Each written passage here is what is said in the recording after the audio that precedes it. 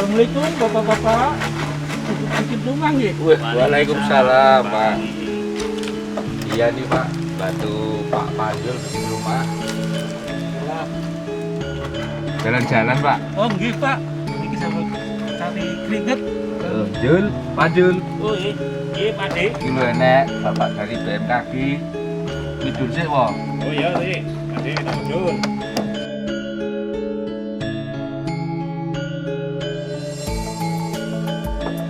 Dari BMKG ya Pak ya? Nggih, Dengan Bapak siapa? Teko. Nah, ini Pak Teko sebagai rezeki. Oke. Bapak-bapak sama sibuk buat rumah niki nggih. Nggih niki dibantu kali Pak di Bejo. Nah, Langgih Pak, niki nggih kalih rencang. Bayarane nggih nyumbang mawon, mboten enten bayarane. Kados sakniki kan sampun new habit. Nah, sakniki kula nggih nyumbang Panjul. Ngoten. nuwun sewu Bapak. Bapak sampun ngertos dereng bangunan tahan gempa napa rumah tahan gempa. Dereng ya Bapak, lha pripun sing kados penapa? Memang ada rumah yang tahan gempa, Pak. Wonten. Waduh, nek ngono aku salah iki lek gawe ngomah. Duh.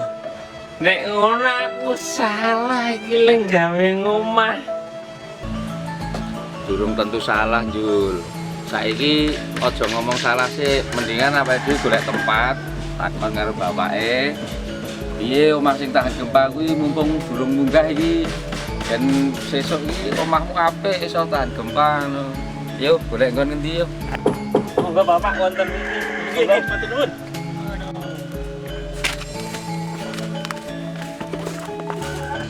Monggo Pak. Nggih.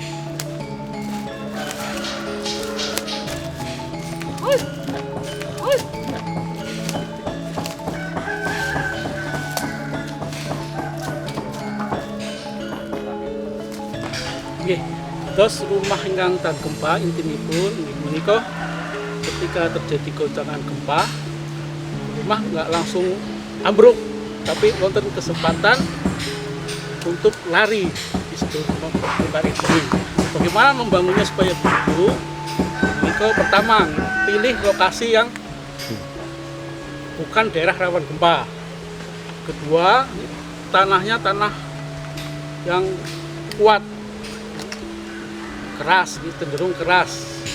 Kemudian pondasinya itu dalam, dalam. Kemudian campurannya itu batu yang kuat, kerikil, pasir dan pasir tanah liat. Kemudian slopnya juga slop yang kuat yang bisa menghubungkan antara bangunan dengan fondasi itu kuat. Kemudian dindingnya itu terbuat dari bahan-bahan yang ringan, seperti bata ringan. Kemudian sengnya, atapnya itu atap yang ringan juga, yang tahan panas dan tahan api. Kemudian antar bangunan ikatan-ikatan ini pakai angkur gitu supaya saling mengikat kuat. Jadi ketika jadi gempa sakit berkumpul tapi saling mawon. Kemudian betul terlalu banyak akses. Semennya misalkan pakai semen mortar, kan itu daya ikatnya pun dikemas secara bagian jadi yang sangat kuat. Wah, berarti syaratnya banyak sekali ya Pak ya? Iya, emang ya. Nun sewu Pak, make rencana atapnya saking bahan apa nih Bang? Nah itu Pak, mumpung Panjul ini belum beli bahan, kira-kira gentengnya nanti pakai apa Pak? Biar tahan gempa gitu kan. Nggih ngoten. Usahakan pakai bahan-bahan yang ringan. Nah, terus sebenarnya pengaturan perabot juga harus diatur. Terus yang berat itu di bawah, terus yang ringan di atas, terus diikat antara hiasan dengan angkur sehingga ketika terjadi gempa kan goyang. Nah, niku mboten jatuh terus dan usahakan rumah niku juga simetris seimbang terus mau goyang-goyang mawon tapi mboten bubuh gitu. Oh, nggih. Wis Jul, wis kek blonjo sing kira-kira tahan gempa kuwi apa ning toko bangunan kono nek ra ngerti takon bae karo sing dituku ya. Wah, nek ngono aku tak mangkat saiki Pak Di ning toko Wis bangunan. ngono, heeh. Gendang dadi omahmu iso dienggo contoh ya karo masyarakat kene. Paling go meneh. Aduh, dompetku tipe.